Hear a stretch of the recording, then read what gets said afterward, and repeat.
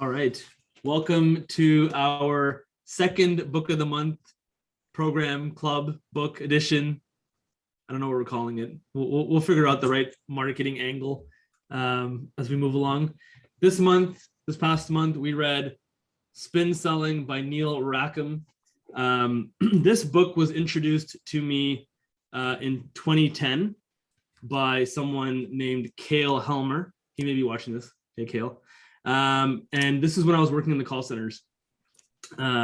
So before reading this book or being introduced to the concepts in this book, I was a good salesperson, but most of that was on natural charm versus any semblance of any concepts or theory behind it. So this was kind of the first moment in milestone in my career where not only did I have the natural talent, but also now a set of tools and processes and concepts that I can apply. And once that came together, things really took off, right? I got promoted a few times. I moved into different careers, but everything was centered around sales and mostly advertising sales. And then again in 2012, 2013, I went from not only embracing this concept, but then being trained on how to teach this concept of spin selling by Perry Keegan, who I used to work with, and Keith Tandy, who I also used to work with. So big shout out to those mentors because I'm still keeping it alive, the spin selling concepts. I've taught this course around 200 or 300 times. I live and breathe the concepts in this book every single day, as you would have seen. And I do firmly believe that it has helped us to grow the way it has. And you're probably, people watching this might be wondering, how, Riaz, tell us how, right? So that's gonna be the conversation that we have today, because the team has read the book, submitted book reports, really enjoyed reading them, and we'll talk about some of your comments from those as well. So let's dive right in. And really the first area of interest is really around what were your takeaways from the book? What are some of the key concepts that you learned? What surprised you? So I'll throw it out to the floor, and you can take the baton from there. Who wants to jump in?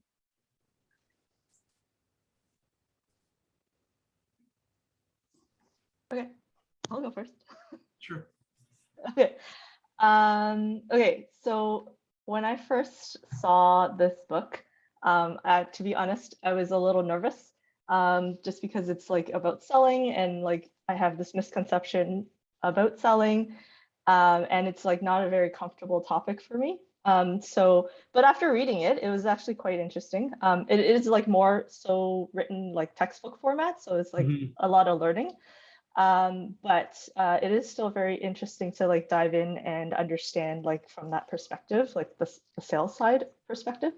And the techniques are like, it is pretty good. And I actually found that I could relate to it in terms of like on like a project coordination, project management side, because one of the steps is to like discover what it is that your client or like your client or prospective client is requiring. So in like the project management, project coordination side, you also have to do that as well to understand like the scope of the project and understand what the challenges are and the pain points are. So I found that while reading, I was like, oh, I can kind of relate to it, and it kind of made it easier to read through the book.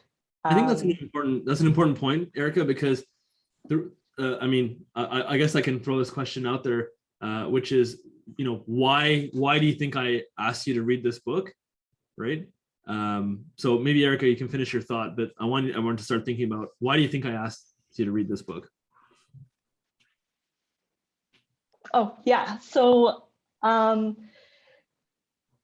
like I guess to touch upon that is that like us being from like different areas of specialties, and we can bring like a different perspective and like bring some of the things that we read from these books into like our own work, which I think is like, that's what I've been trying to take away from it as well too. So yeah, one thing that I would take away also is like just being prepared for, one thing is like preparation, being prepared for what you're about to do. For example, in the book, he says to like be prepared for your call, make sure you do your research, and a lot of that stuff you can do.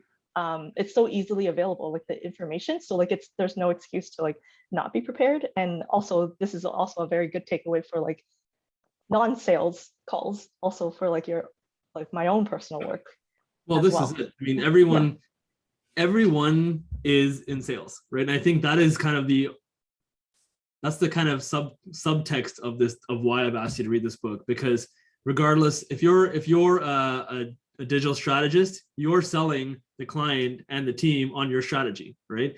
If you're a graphic designer, you're selling your client and the team on your graphic design. If you're right, content specialist, you're selling us on your content, right? So I think regardless of whether you're in a traditional sales role or not, there's always some form of sales that's happening, because a sale really is an exchange of value for value, right? So as long as that value exchange is happening, that's what matters. I also think that this could be applied to our strategic thinking. You were just saying about how we can apply it to what we do and all of that. I think from a strategic standpoint, I think Vasvi, like you can relate to this now. You know, when we're starting at the awareness level and working our way through to the bottom of the funnel, we're kind of working on the same kind of system, the same kind of spin system. It may not be directly correlated to that, but the messaging throughout that sequence, there are some parallels there, I believe. Mm-hmm. Okay, so this is great. So let's talk about a little bit more about the specific concepts themselves. So what were some of the specific concepts that you learned that came out from the book that you want to touch on? Roy? So one thing that that like sort of the theme throughout the entire book was that larger sales are very different from smaller sales, and that and I found that very surprising too, because I've gone through various sales training programs, and yeah, so like a lot of the cliches are in those, and it was interesting to learn that some of these like classic techniques are actually harmful on larger sales. So that was kind of eye-opening, and that was definitely like basically like every chapter just emphasized that larger sales are just different, and that you should treat them differently.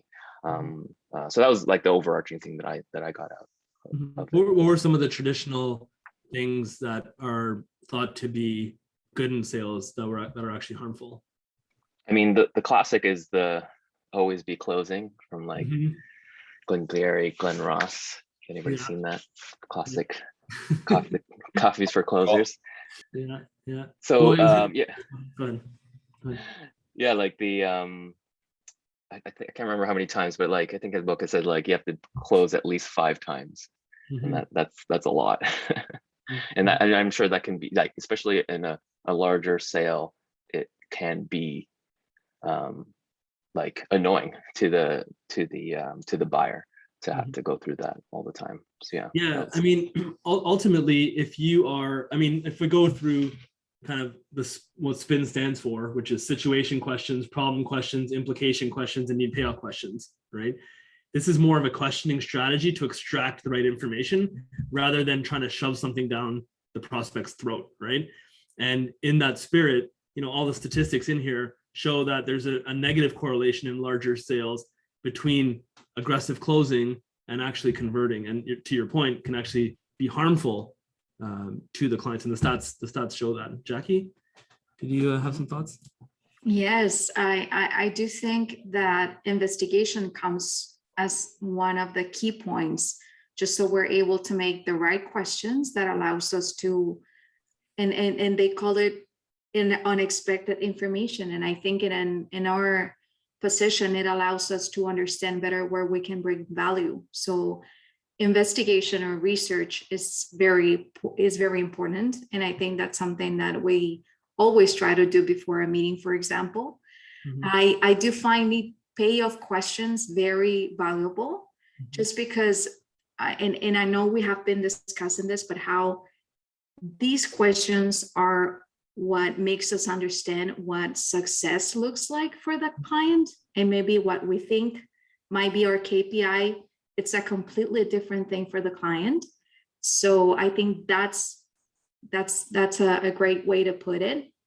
And also, I loved how advances are successful and continuations are unsuccessful, because commitments advances the sale. And in our case, since we're selling ideas every day, we need to get, that's why agreements are so important when we go on a meeting and we finish the meeting, making sure that we're able to commit to deadlines and certain tasks. So we, and to Erica's point, so the project continues and gets to the wanted results, or results wanted. So I think that was very valuable to me.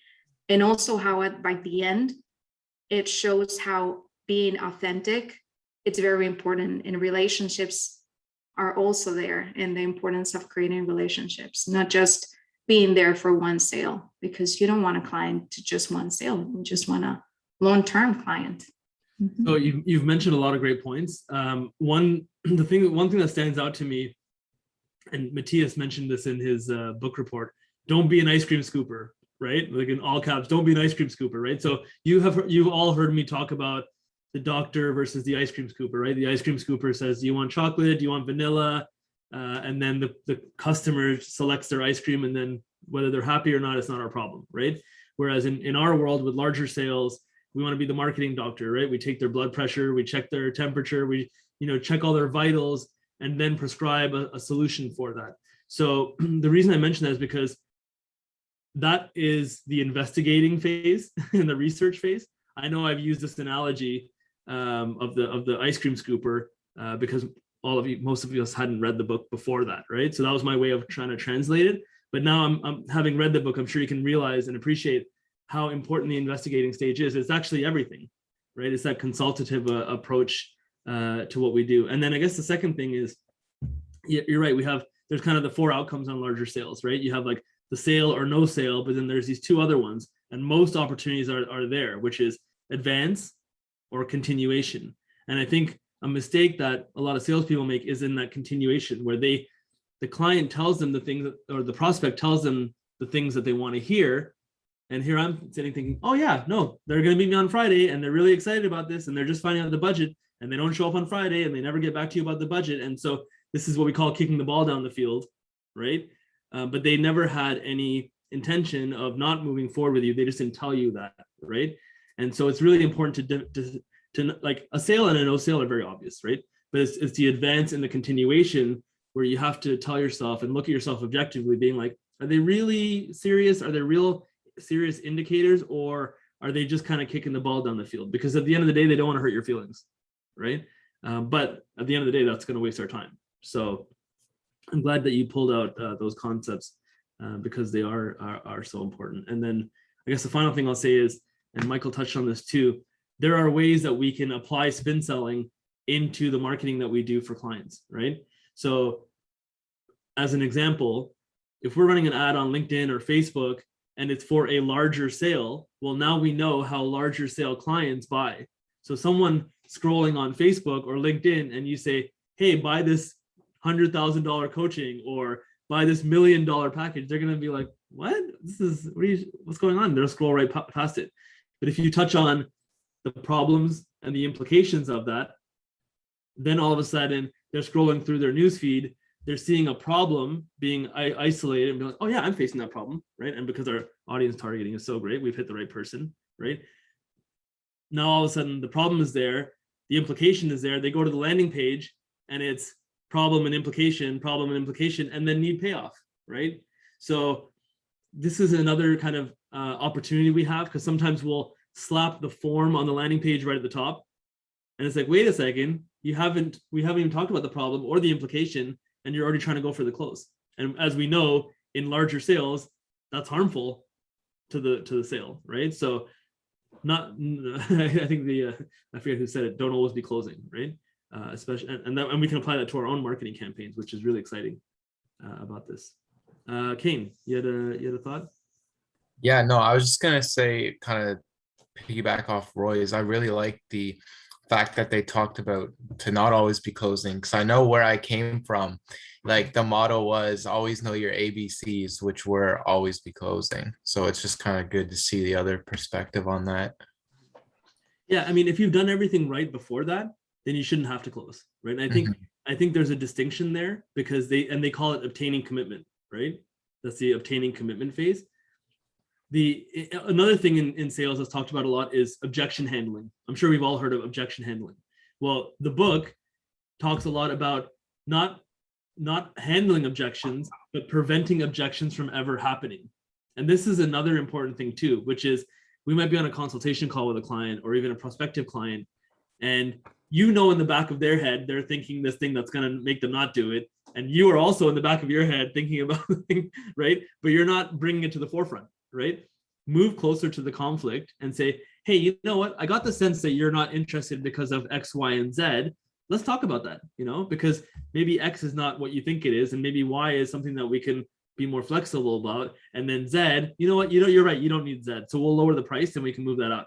Now, all of a sudden, instead of X, Y, and Z being the elephant in the room and a reason why the customer is not going to move forward, you've diffused it and you've prevented objections from ever even happening, right? And you'll see this, you probably are thinking about certain things that Michael and I do from a management perspective, right?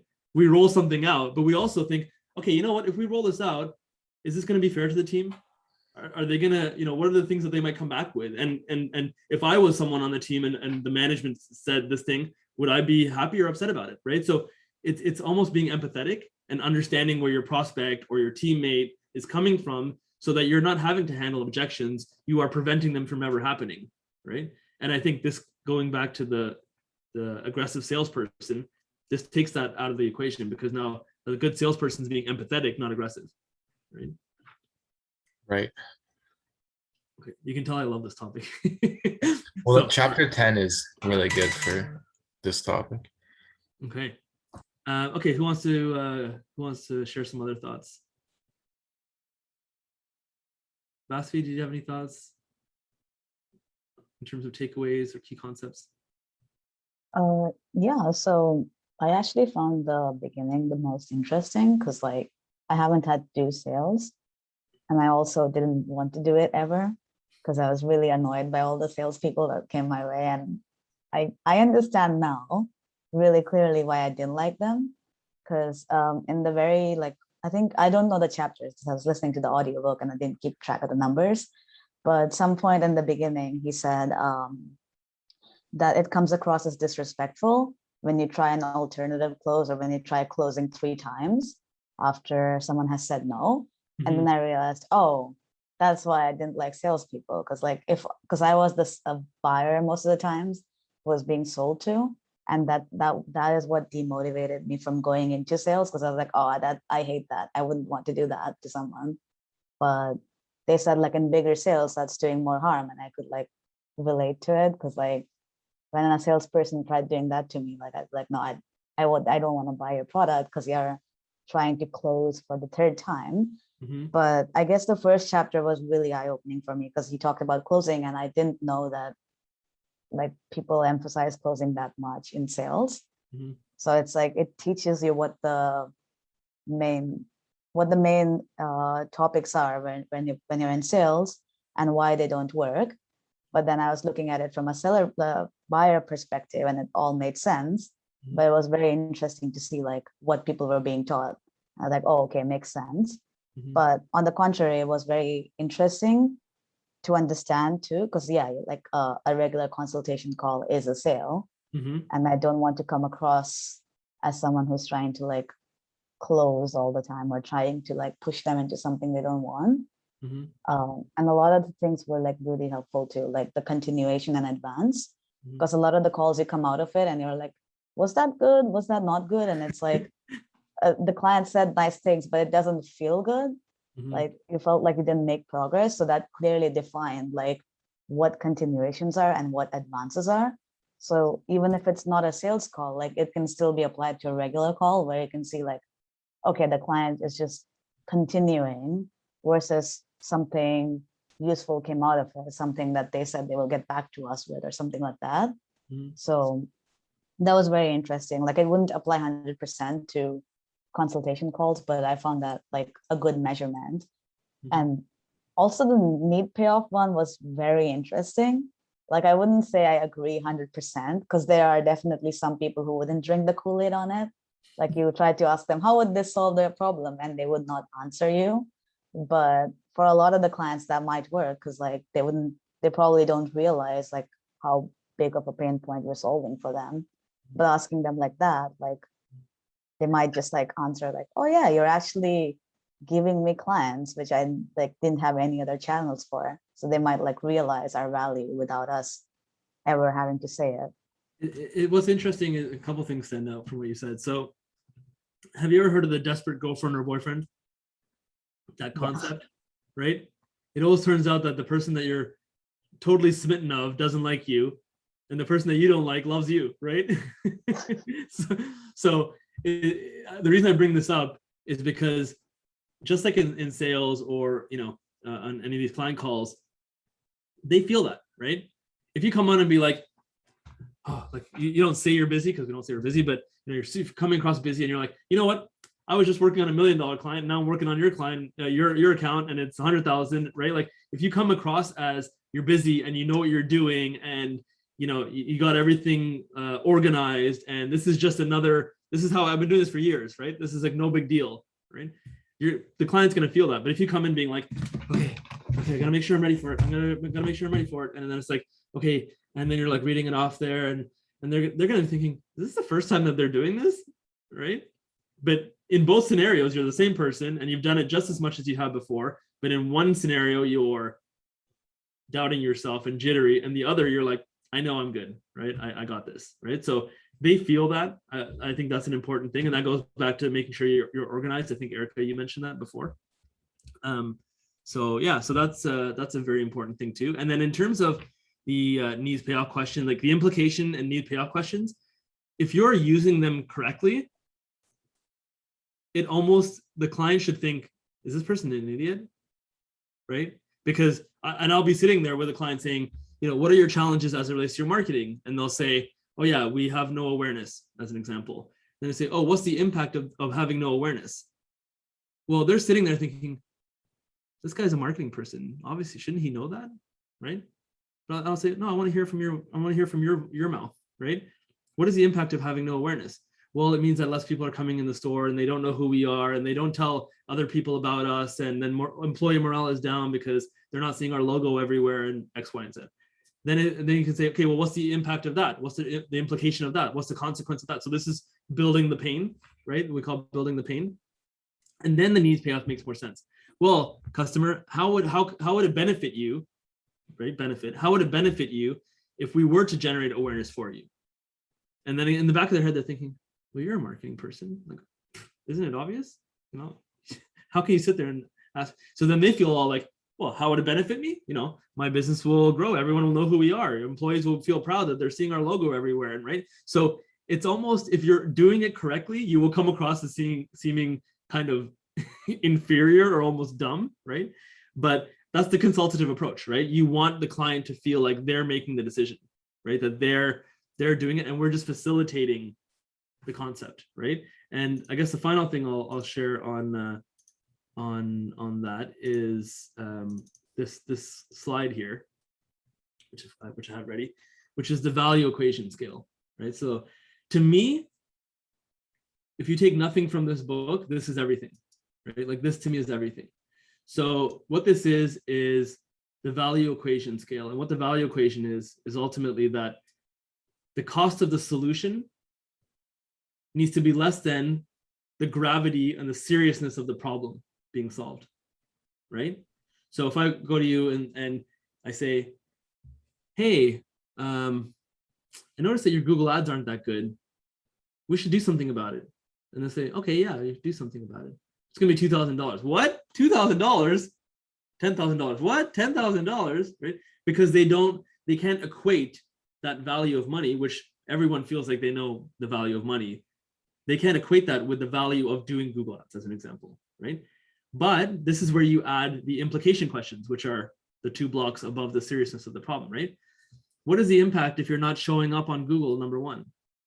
What is the consequence if you're not, people aren't clicking over to your website from Google, right? What is the impact of, and on and on and on and on, right? And the more you ask those questions, the more the seriousness of the problem becomes.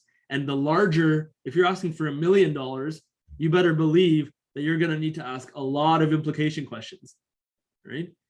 Until that pain feels big enough. And it still might not feel big enough, right?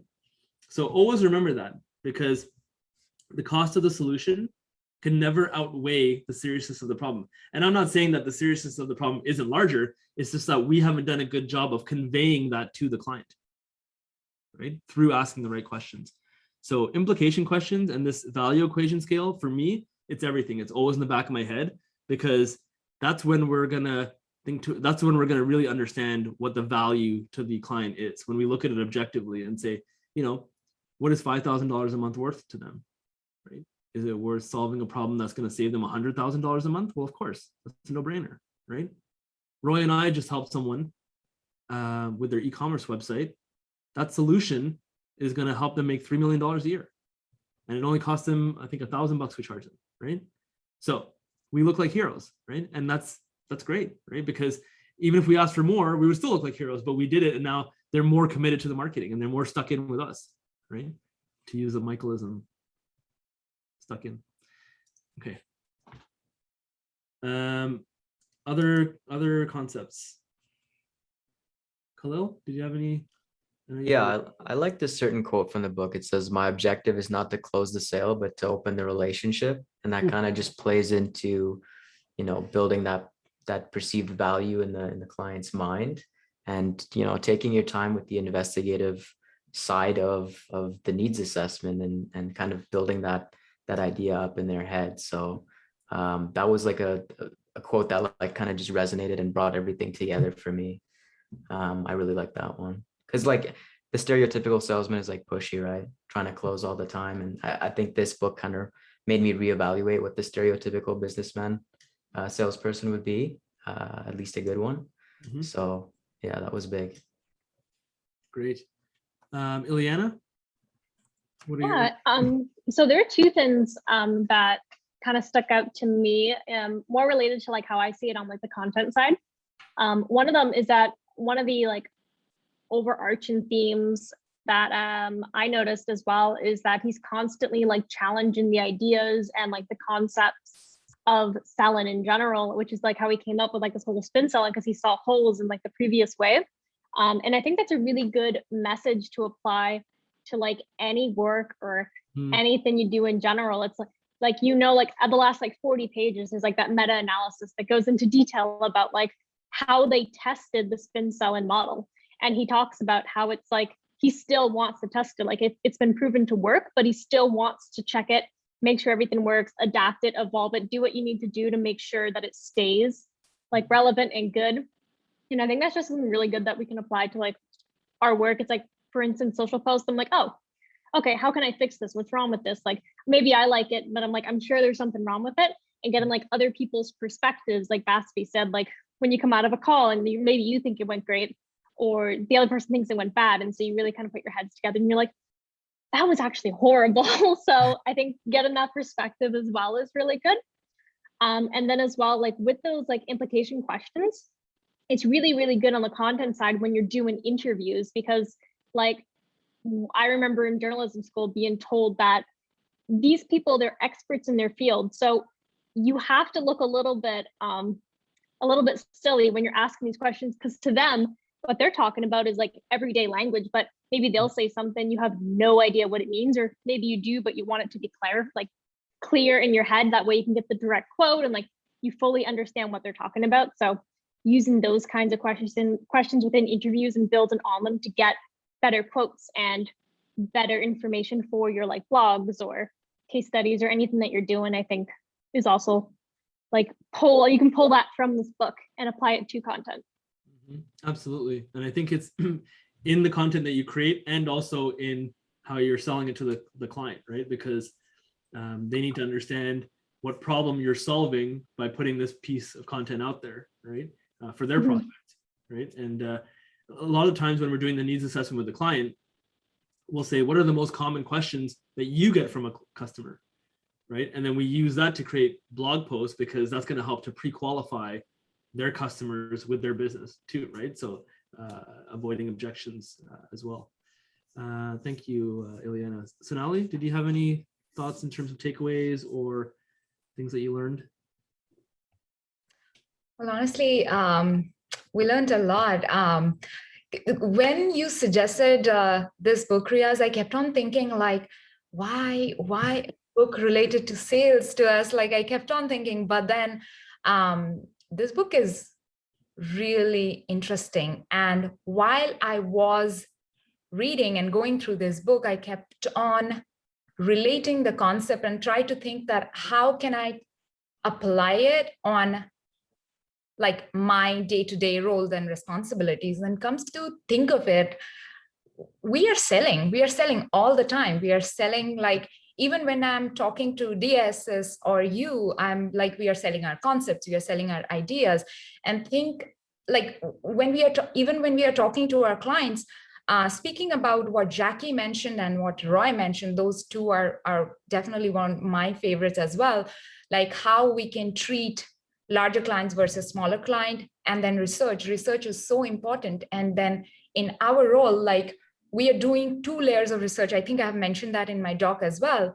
Like we are researching how we can help our client, but we also need to research how our clients can help their clients, right? Like the importance of, and then there was one more thing which literally stuck out for me was the solution we provide is more important than the feature of the product. You know, you can talk a lot about, oh, my product is X, Y, Z, but it does not mean anything unless and until you say, like, or you can show what problem it is going to solve. You know what I'm saying? Yeah, the benefit. Yeah. So yeah, these things are like, were really helpful. And yeah, throughout the book, as I was saying, like I kept on linking it back to my world, my responsibility, and how I can apply it. So it was awesome. Yeah. No, these are great takeaways. I think the one that really stands out from what you said is, you know, our clients, they're not our real customers. Our clients' customers are our real customers, because if we connect our customers with our clients, then our clients will be happy regardless, right? So let's focus to your point on attracting our clients' customers to them, and then doing research around them, figuring out what their problems that they're solving are, right? And you're right, we're always selling. You know, when someone comes to me and says, hey, Riaz, what are your challenges related to insert any functional area of the business? You know, I could probably go on for 15-20 minutes about it, right? So I think it's important that we're always trying to identify with our clients, with each other, you know, what are the challenges that I can help you with? What is the impact if you're not able to do that? Well, it means that we're going to go over on the hours for this client, or I'm not going to be able to give the quality that this video deserves, or, you know, so it's really good to understand what our challenges are with each other as well, so that we can help provide solutions to each other as well. Paul, did you have any thoughts? I know you're a late registrant, but Paul crammed the book, thankfully, and sent me over a book report as well. So thank you, Paul. Yeah, well, I've got one advantage. I mean, I've been in sales for a long time, and this is not a new method to me. It's taught differently everywhere, but the foundation of it is there. And I've also had the advantage of being able to make all of the mistakes along the way. You know, when I started in a traditional sales role, I mean, sales is always part of marketing, so I've always been involved in selling in some capacity. But when I got involved in selling newspaper ads as my first legitimate sales job, I was able to nail all kinds of great transactional ads for clients. And so true to the book, these are clients that I've never spoken to again. I probably didn't get them results they were looking for.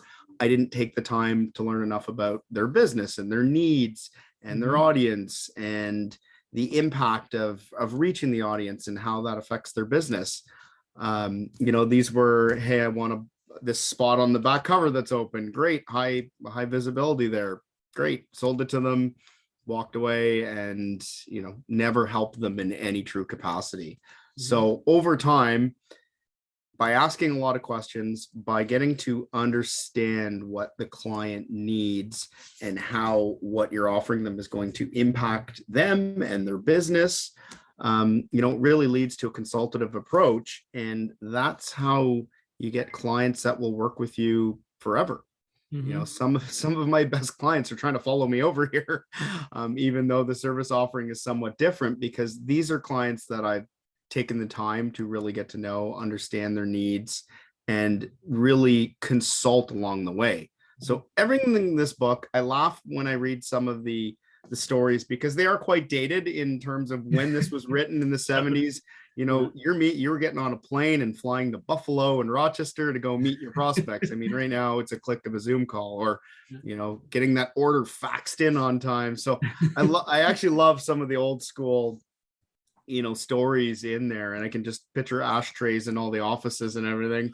But the actual foundation of spin selling is what's needed for large scale sales. It's that hasn't changed.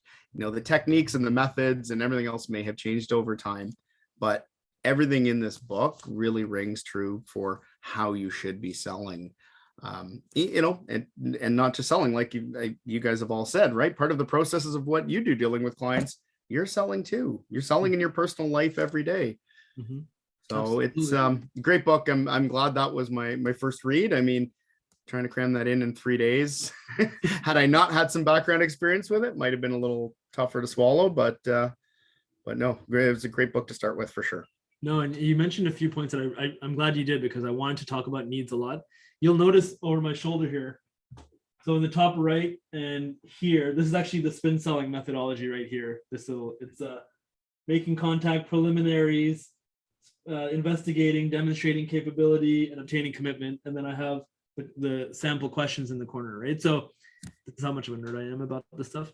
But the point I want to make is that even though we use the word needs a lot in sales and in marketing, there are actually two different types of needs, right? Does anyone know the two types of needs that were mentioned in the book? Maslow's Implied hierarchy. and explicit. Yeah, exactly. So there's implied needs and there's explicit needs. So when Paul was mentioning, hey, I want the back cover, that's an explicit need, right? That's like, if a client comes to you and says, I want this, and you say, okay, I can give you this, that's an explicit need, right? Where average salespeople and amazing salespeople differentiate is amazing salespeople can take implied needs, which are complaints, talking about problems, disasters. They can take those implied needs and, using the value equation, asking more implication questions, they can say, how does that problem affect you? How does that problem impact you? What is the consequence of this problem? And then of course it goes like this. So the goal is to uncover implied needs through problem questions and convert them into explicit needs through implication questions. That is everything, right? Finding implied needs and turning them into explicit needs. And sometimes it might not even be you asking a question about a problem. You might be on a call with a client or a prospect, and they might say, I'm having this problem as it relates to this. And you might, instead of saying, well, I have a solution, you might say, well, what's the impact of that? What's the consequence of that, right? Especially if it's not about us. If it's about another provider, right? They're saying, hey, I'm having a lot of issues with this. Oh, well, what's the consequence of that? Well, it's happening. And then you can go with the Need-payoff, saying, well, if our team was to take it over, what we're about, how we operate, how would that benefit you? Now all of a sudden the Need-payoff comes in, right? So Paul brought up needs, and needs are very important, but it's also it's important to differentiate between implied needs, complaining, bitching, is what we say, and also explicit needs, which is I want this, I want that, right? And if you can solve the pain point, then the client will go from saying I have this problem to saying I want this solution. And that's the goal. Okay, good. Let's move on to the next question. What would you say that you either liked or disliked about the book? And I will lead this by saying that it is a bit dry. We know that it's a bit boring. It's a bit dated. I'm happy that everyone was able to see past that. You know, I nodded off a couple times. I won't lie, nodded off a couple times. But when I came back, I was like, yeah, okay, obtaining commitment, right?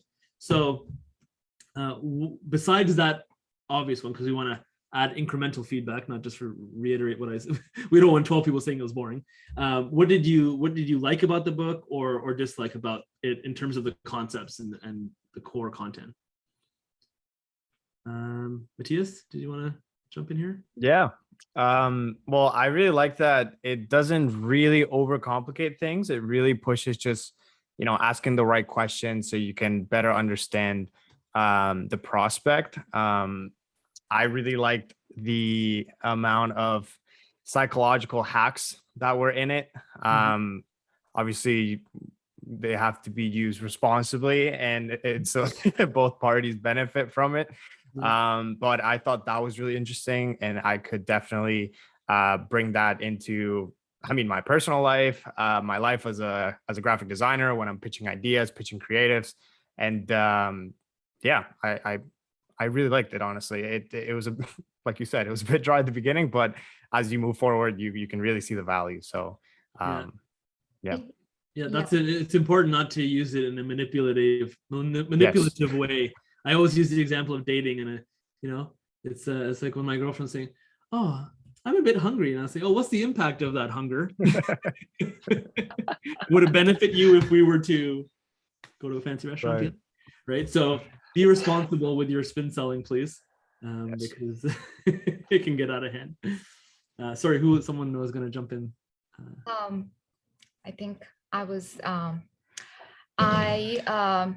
should add that, you know how I really thought that salespeople are, and I swear to God, I literally think that salespeople are genius, because like they sell, they are charmers. I think like they're so charming, they can like manipulate people. But after reading this book, I realized that it is not like more than manipulating. It is not even manipulating at all. It's convincing someone about a product or a service's features and convincing that person that why this is right for you or how it can solve your problem. And second, although I truly believe that sales is a very, very special skill, now I think that there are ways we can develop that skill. It's not like, oh, I always used to think that, okay, sales, like people who are successful salesperson, they're like natural. That's like a natural talent. But I think there are ways we can develop that. And yeah.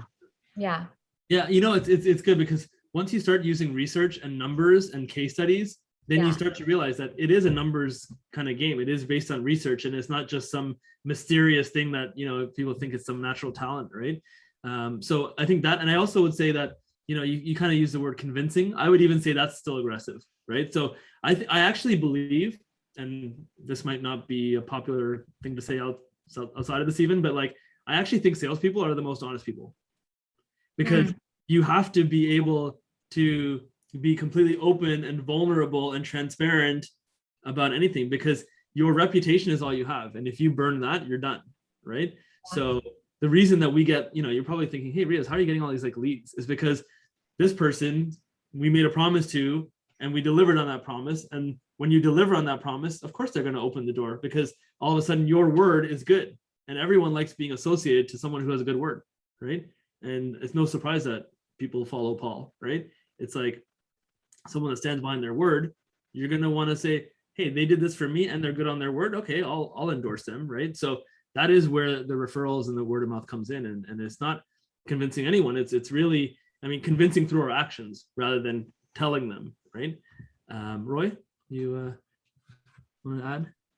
Yeah, so some of the things that I liked about the book is that it does take like a scientific approach to things. They actually like interviewed and like did research and like accumulated data, because it always seems like, you know, conventional wisdom rarely is correct. I think people just tend to do things just because other people have done it in the past, and it's sort of like, this is the way we've always done it. So but it turns out when you actually do the research, some of those things don't actually work.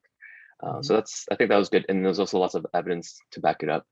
I think the dialogue was really interesting. I've never read a book that had so much like written dialogue back and forth from like the salesperson and the buyer. And at times it got a little confusing. I had to reread the dialogue just to figure out who was who every once in a while. But that was interesting because it's like it seems like a transcribed conversation. It didn't seem like it was like just made up. It seemed like it could have been like a real conversation. I think there's some really fun small anecdotes that were I really liked the conversation that one of the professional buyers had with the salesperson, where I think the salesperson tried an assumptive close, and then he pulls out like a stack of index cards and like finds, oh, assumptive close, right? I only give salespeople like 3 chances. This is one. Don't use another closing technique on me. I thought that was really fun.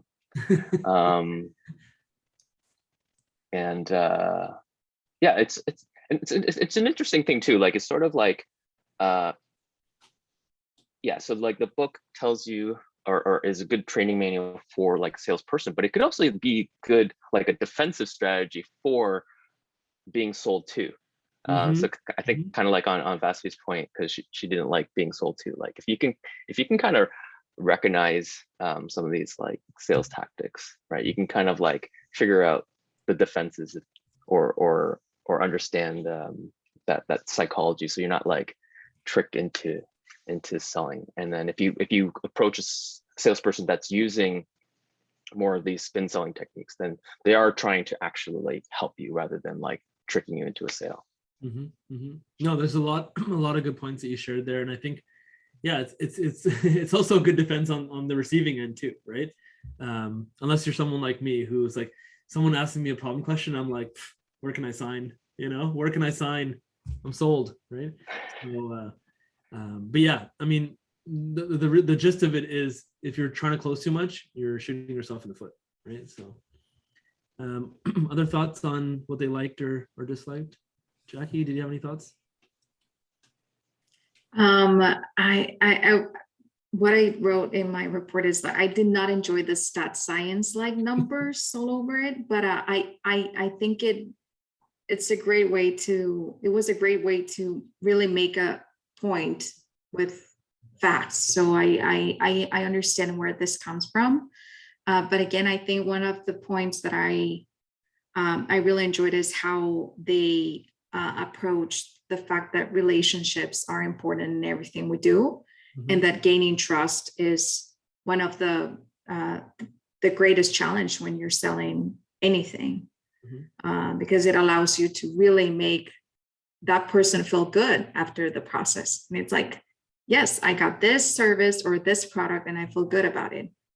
It's going to solve my problem. So I did like that. Nice. Okay, good. Erica, did you have any? What did you like or dislike about the book? I like all the points that have been spoken. I agree and on board.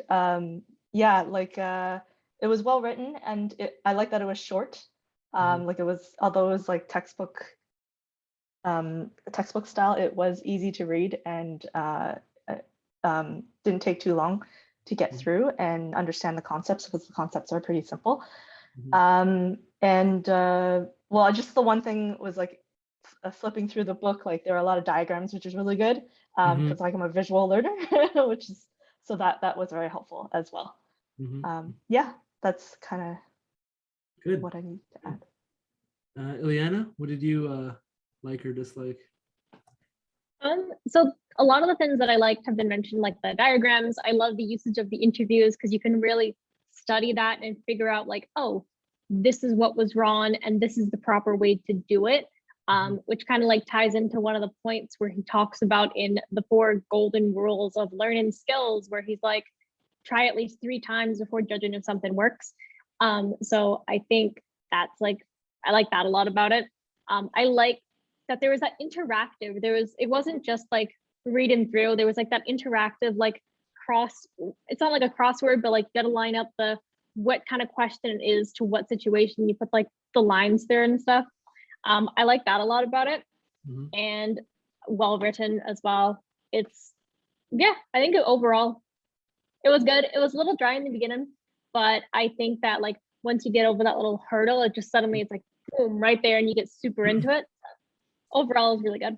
Yeah, it definitely picks up once again to like, I think it's like chapter 4, where it's like you don't feel like you're running into a brick wall every 5 seconds, right? It's like it kind of takes off. You're like, hey, this is like what I've been waiting for, the good stuff. So I probably should have warned you guys that chapter 4 is where it gets interesting. Okay, let's turn the page then.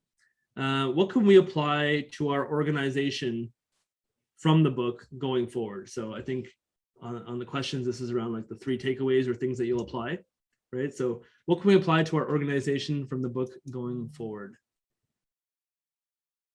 Nasvi, do you want to try first? Give it a go first.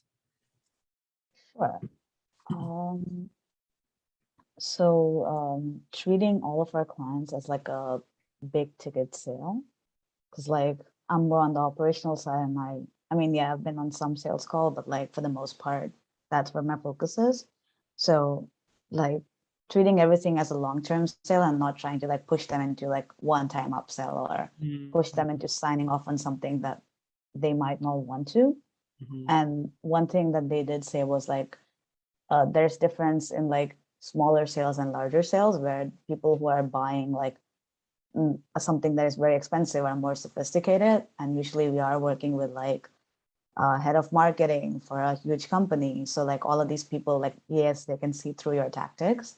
So treating them with like the respect that they deserve. So like not pushing them into anything, working with them and like trying to understand their problems before you sort of like even pitch them on like a new idea.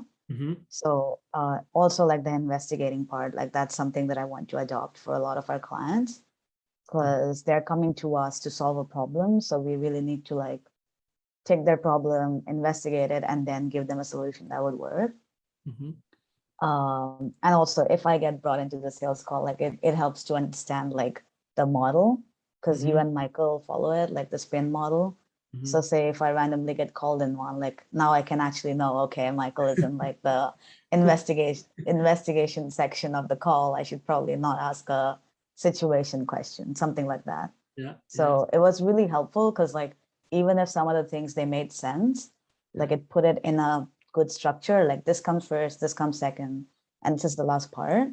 So if I do get like randomly pulled into one, like I can sort of figure out where I am and like not be like, oh, what is happening? So it's funny you say that, because I think it was maybe it was Jackie and me that were on a sales call like a few months ago, and I was like, don't say anything for the next 2 minutes. Yeah, that's right. But I picked it up. Yeah, I was like, problem implication.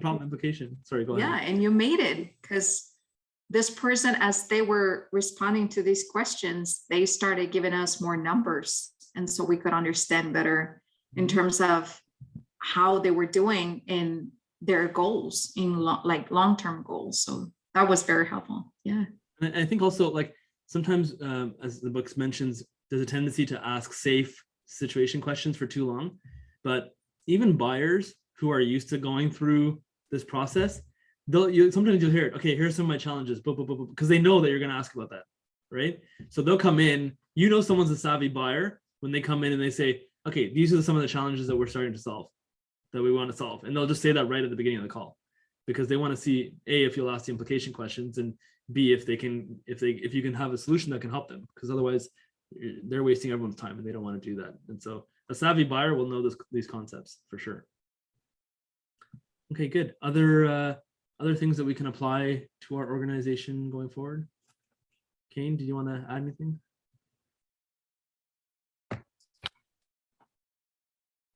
Yeah, I was just going to add, for myself, at least chapter 10, a lot of chapter 10, which is the preventing objections before they come up. So that's a big one for me, but I know that doesn't really reside with everyone on the team. Okay. And so why is that? Like, how are you going to go about doing that? How are you going to prevent objections from happening? That's a good question. So I guess just implement some of the questions in the book, and like, we'll go more into it. Mhm. Yeah, That's I good. don't That's really good. know how to explain it. Like, That's just good. No. implement the questions as they come up during the sales calls. Yeah, I think, and so it's a good question, and I think part of the goal of reading this book is to kind of get to the crux of that, which is the best way to handle or prevent objections from happening is to, in your mind, understand where the client might be coming from, what they might be thinking in their head about why they don't want to do something. And it's usually that they don't want to do something with us. It's that the problem is not big enough, right? The problem is not big enough, because not just the problem versus the cost, it's also the problem versus all the other problems that they're facing as a business owner, right? Right, exactly.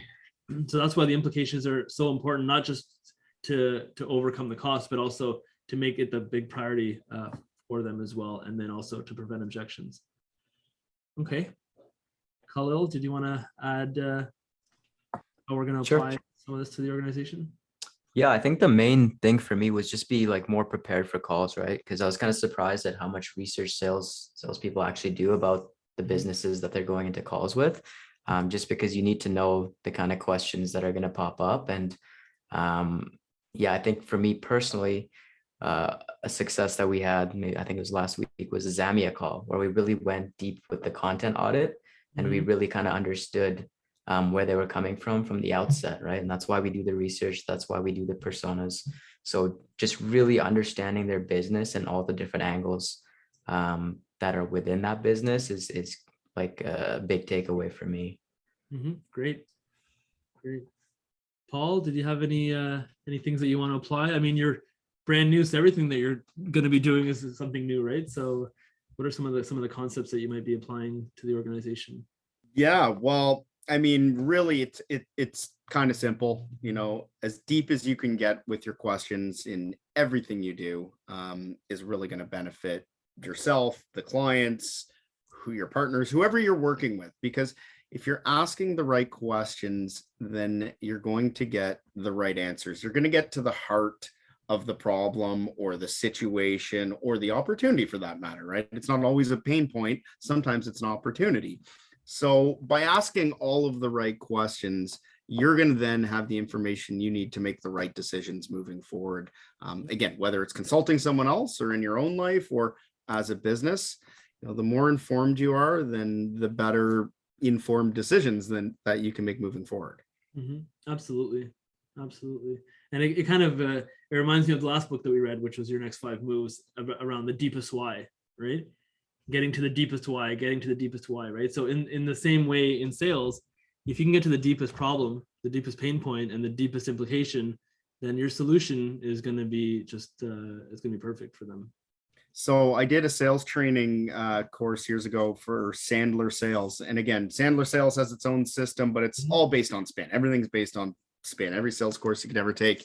And his favorite question to ask is always, well, tell me more about that.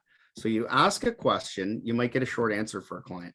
And Terry Ledden, the guy who led the sales training course, would generally do the tell me more to the point it was almost annoying sometimes, but he would always get to the deepest why. And that's exactly, probably what's in alignment with your other book, because it was, that was the big point. The other fun takeaway from Sandler training, where maybe I didn't always love it, but it actually really taught me a lot and it really stuck with me in sales over the years, was his other thing. And he actually had this on the license plate of his Porsche, was go for no. So if it's not looking in any capacity like there's a good right fit, go for no. It's not going to hurt you. You know why? Because you just saved yourself and that other person a whole lot of time, because there's just not a fit and you can move on. I don't always live by that mantra. That's more of his thing, but it is interesting. I mean, it's a close in some capacity, and close that door and move on to a new one where there is opportunity is another really important takeaway. I like the go for no. That's good. And I know Terry as well. So okay. Yeah. Terry's a great guy. Terry's great. awesome. Yeah, he is awesome. Okay, cool. Any other ways that we're going to apply some of the concepts to our organization? Matthias, did you want to give it a go? Sure. Well, I think that one of the biggest things would be to, again, a lot of people have said this, but just emphasizing the problem. A lot of the, I guess, psychological tricks that I kind of wrote down was the tactic of bringing up the consequences of the prospect's problems to make the problem bigger. When done correctly, the implication questions will accelerate the negotiation, and also making sure he or she recognize the product's benefits to the problem, and almost help them imagine what the outcome would be in the future, whether they work with you or not. So it might be like, you know, what are some of the implications that could come about you not hiring us? You know, if you continue to do what you're doing right now, what does that look like in 2 years? And that might actually trigger something in their brain where like, whoa, this problem is actually bigger than I thought. Because I feel like a lot of people also don't necessarily know what problems they might have. So it's our job to kind of help them see that. So absolutely. Yeah. It's interesting because one of the things about implication need payoff questions is don't ask implication questions for problems that you can't solve, right? Because then all of a sudden you're making a problem bigger, but now all of a sudden you don't have a solution, right? So make sure that you're picking up on what the real problems are, and then the implication questions that you're asking are related to the right problem, because if it's the right problem, then it gets bigger, and then you can say, well, what's it going to look like when we run your marketing, or, you know, provide you a solution that's going to help solve the problem, right? It's when we get into a situation where the implications don't match the solutions that we have, and then all of a sudden we're kind of selling someone else's solution to a problem. So and implications are designed to make, right, it says in the book, implication questions are designed to make you sad, need payoff questions are designed to make you happy, right? I think it's like Quinn's rule or something like that, right? The 8-year-old comes in and identifies that implication questions make you sad, need payoff questions make you happy. Good. Other takeaways? Roy, did you have any takeaways that, or in terms of what things that we can apply to our business? Yeah, I took a little bit of different approach on this section. So I think there's a lot of great tips and techniques on the sales side, but I think the book is very aware of itself, in that changing behavior is extremely hard. Like old habits die hard. And one of the last chapters was about like how to actually like implement this. And so you mentioned like 4 golden rules for learning a new skill, and like, and in more particular, it's like a behavioral change. So the first one was like practice only one behavior at a time, and that's pretty key, because I think like these are 4 big steps, and like if you're not used to it, trying to do all 4 at once, you can completely fail, and that would probably like cost you sales more. So the tip about doing one thing at a time, and again, like this isn't just for like spin selling. I think it can really apply for almost any kind of new behavior that you want to adopt. So the second one was never judge whether a new behavior is effective until you tried it at least 3 times. And that's just kind of like, yeah, because you're not going to be good at it right away. So you're going to have to try to like get some practice. And the third one's similar in that the quantity before quality. So don't worry about quality issues. They get in the way of effective skills learning. Instead, use the behavior often enough and the quality will look after itself. And the analogy that he made was like language learning. You shouldn't worry about like getting every like, you know, verb tense correct, and like word order and stuff and pronunciation. Like but the more you speak a different language, the better you'll get. It's not necessarily like getting it perfect every time. Absolutely. And then the last one was practice in a safe situation until you feel comfortable with it. So like there was the conversation where like somebody was going to have like the biggest sale of their life. Like, what should I do? It's like, forget everything I've told you about this book. And that's like such an unexpected answer, right? Like, especially for somebody that's trying to convince somebody that this technique works. Like, if it's the biggest thing and you're not used to this, don't do this. Like, just start slow. And I thought those golden rules are amazing. Like I thought, you know, lots of really good tips in the book about selling, but these behavioral changes, I think I could use it for almost anything that I want to try to like learn as a behavior. The golden rules are amazing, especially like, you know, the last one you were saying. It's almost like the sports analogy, right? Where it's like, what am I supposed to do? You don't think. Like when you're actually playing the sport, you don't think, you know. Good, thank you, Roy. Jackie, did you want to share some things that will apply going forward? Yeah, the three lessons I wrote down on my report were related. First of all, we sell ideas every day, so this applies to all of us. We're able to put research as one of our main principles before we sell anything or before we present anything.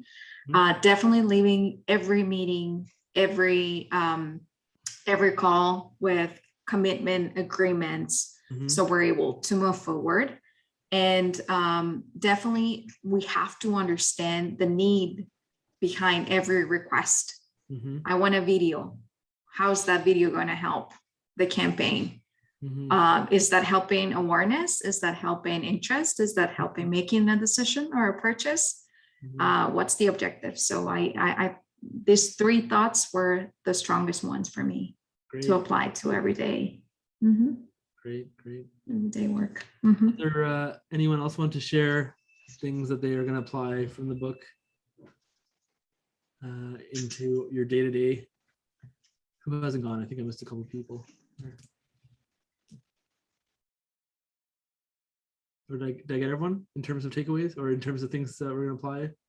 Khalil, yeah, Sonali, V?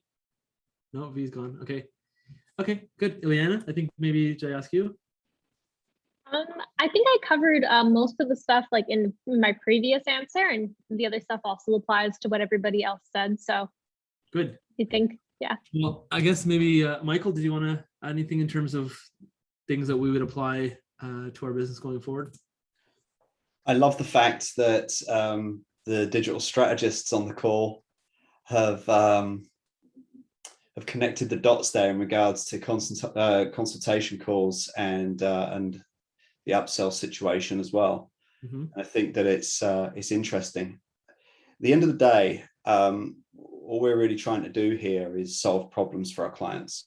And I've always been a firm believer that curiosity is what leads us to the path of righteousness when it comes to this marketing game that we play. And we're here to provide our clients with genuine opportunities for economic growth. But we can't help from an economic standpoint if we don't understand the obstacles that get in the way of that economic growth. So it's the curiosity and the genuine mindfulness really when we're talking to our clients that really helps us to get where we are going, to help them to get where they're going. And it's just a real genuine thing. And I think if you care, and if you really are interested in helping, these questions do tend to come quite naturally. And I love the fact that Vasvi and Jackie are talking about this from a consultative perspective in the calls that they have, because I think that the digital strategists are the spear tip there from inside the organization when a client is on board with us, because the reports and the consultation calls are not just about reading through statistics and going through click-through rate and CPA, right? I mean, that stuff provides return on investment, but it also really helps. We should be interested in really kind of revealing information that helps guide the client towards, a great long-term outcome, and listening for those cues and asking the right questions and understanding current pain points will get both parties there. So I think really, that's really all I want to add to this. Isn't this guy on fire? Michael's on fire recently.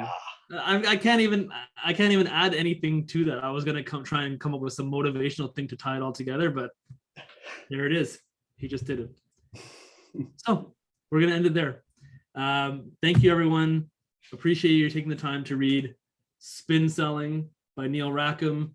Really enjoyed the book. I'm looking forward to getting a lot of problem and implication questions my way, or being on consultation calls and someone reading the report and talking about, is this your dream vision? Is this the needs payoff that you had hoped for, right? Because to Michael's point, the DS is the needs payoff, right? You are the holy grail to the solution. So yeah, good book. We will keep it alive through everything we do. For those of you watching, our next book is going to be, Matthias, you want to hold it up? On Writing Well by William Zinsser. We got a really, really intense few months coming up. So this is a bit of a shorter read. This was a book that Ileana and myself would have read at Algonquin's journalism program. And what I really love about this book is that it's no theory at all. It's just pure tactics. It's like there's no theory behind any of it. It's just pure tactics on writing well, on writing better. So if you're, I had a few people actually reach out to me that watched our last book review, and they're reading the book right now. Probably around 5 to 10 people are reading the last book. So hopefully they'll be reading this book. And Matthias, we want them to also read On Writing Well. Hold it up again, sorry. Yeah. So if you want to keep following along with our book of the month program, we're trying to avoid the word club. We don't want to be exclusive. We want you to participate. On Writing Well, William Zinsser, pick it up. We don't get any commissions on it, but pick it up. And yeah, we will see you next time. Thank you so much for joining us. And Erica, you can pause us there.